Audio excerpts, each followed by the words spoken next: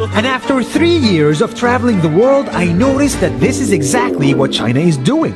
For example, take the small island nation of Sri Lanka.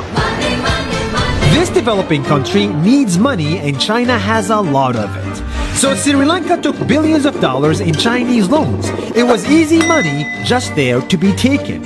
And with that, they built skyscrapers, highways, airports, and shipping ports. The country grew and prospered.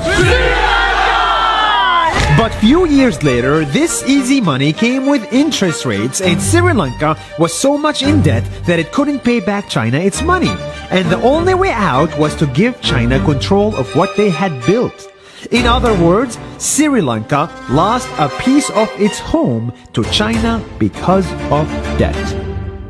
This is the Chinese money trap. And it's a real thing I saw all over the world.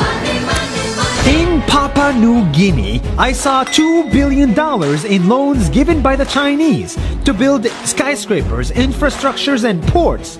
But there is no way this remote developing country can pay it back or its interest rate, and the only way out is to give China control of the country.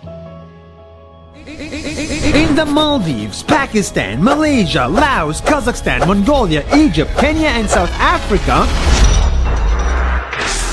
the same thing is happening, and many countries are struggling to pay back Chinese loans. If you look closely, all these infrastructure projects like highways, ports, and bridges connect to China through the sea or through the land to form something far bigger, far more powerful than just a bridge, a new Silk Road.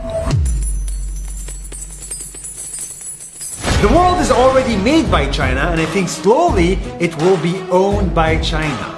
Don't get me wrong, building bridges, ports, highways, and airports is a great thing for the people and the country, but they come at a very high cost. And when these countries can't pay back the loans, these countries will lose their homes. One thing my parents had taught me is that there's no such thing as a free lunch or a free ride. So if we're not careful with our money or other people's money, then we better start learning Chinese. 下周见。